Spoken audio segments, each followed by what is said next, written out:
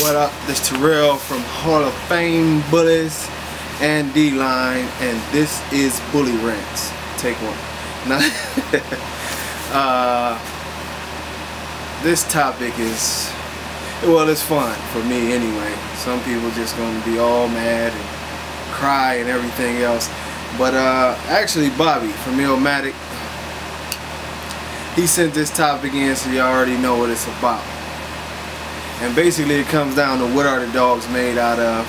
And we've talked about this before, and I have my opinion and I'll share it with you.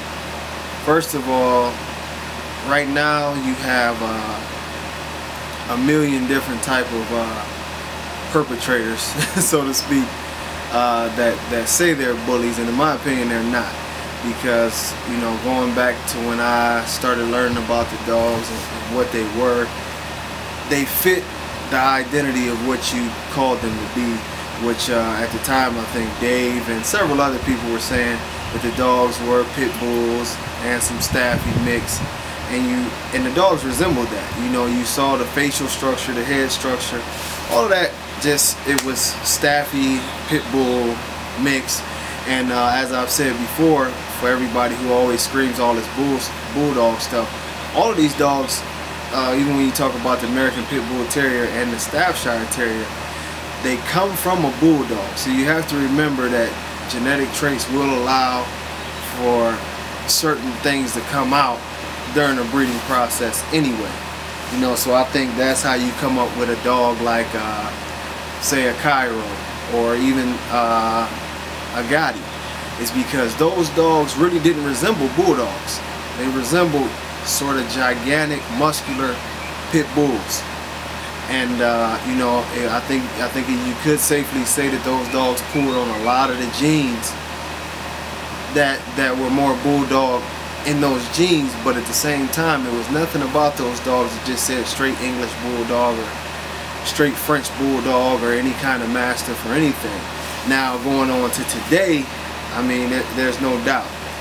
It's absolutely no doubt. And one of the most alarming things is the change, you know, in my favorite toy, Bullypedia. That's always a telling story to me when you start talking about genetics, is because you don't see anywhere during genetics where you see a drastic change. Some things take 15, 20 years, some things take millions of years when you start talking about genetics to see a drastic change. And when you're looking at a thing like Bullypedia and you start going back and back and back, and you look at these dogs and you see pit bull, pit bull, pit bull, big pit bull, pit bull, pit bull, Frenchie. Your question is answered. Even though you might not want to live up to that whole thing of having to tell the truth, but it's the reality, man. When you go from seeing one thing the whole time to all of a sudden there's just a stopping point and you see something totally different, it tells you what happened. Now, who did it, and if we want to get into those arguments and all of that stuff, fine, but it happened. The same thing I noticed when I was going to the West Coast a lot. You know, Gotti is one of my favorite dogs of all time. I went out there and I got a chance to see some of the real nice dogs, you know, both of the monsters. There was a lot of monsters. You know, of course, I seen Nemesis out there, but he's edge dog. But you know, a lot of real nice Gotti line and Gray line dogs that some of them are slipping my mind when I think about, you know, who I've seen. But they all had a sort of similar look, and it was weird because a lot of that look resembled as to what the edge dogs were. Those dogs really didn't look that far apart. You noticed a little more muscularity out of the Gotti line dogs. And then even sometime around the point where I would say, for me, the marker was like Legend. When Gotti line's Legend came along, you saw a drastic change in the look of the dog. You know, period. It just went from a ripped up, muscular, in my opinion, very pretty dog. You know, some people call it a cheeky look, where they have the cheeks and not the round head, to what resembled, and I can't tell you what happened or how it did, but the dog's size changed by 40 pounds and the dog looked like an American Bulldog. Now, once that time period came, and I'm not singling out Legend, but once I seen that one dog, it seemed like it sort of kept going and kept going and kept going, and you saw them not only look like American bulldogs, but they started to look like English bulldogs. You started to see more corkscrew tails, which you didn't see a whole lot of out of Gotti line dogs. You know, you definitely didn't see that. You know, on the edge side, it had always been a very, very clean, almost staffy type look from the edge dogs. All of a sudden in the edge dogs, you started to see different traits that popped up that were weird, and I think a lot of that had to do with different breeders mixing in whatever they wanted to do. You know, and then you had the guys like myself, Carlton Pratt,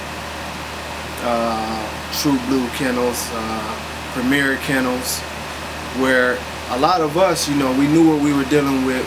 We have pretty much old school blood. I know it's a couple guys down here in Florida that have some super old school blood, and you can see it. These dogs still resemble pit bulls.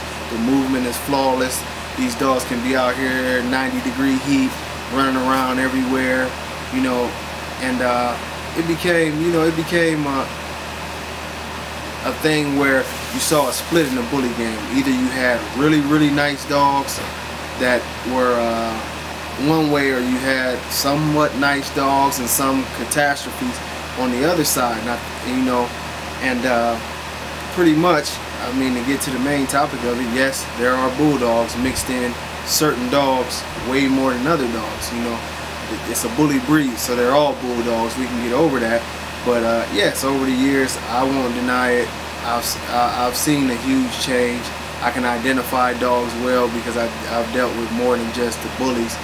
But you know, use your eyes and use your common sense. You know, another guy, you know, that I'm really going to be using one of his main studs, Carlton Pratt. If you look at his kennel, you'll see there's a huge difference. His dogs are consistent. They don't look like bulldogs. They're massive and they're muscular and they're ripped to the bone, but they still have that pit bull type of feature. Not to call them a straight pit bull, but they definitely are a majority pit bull.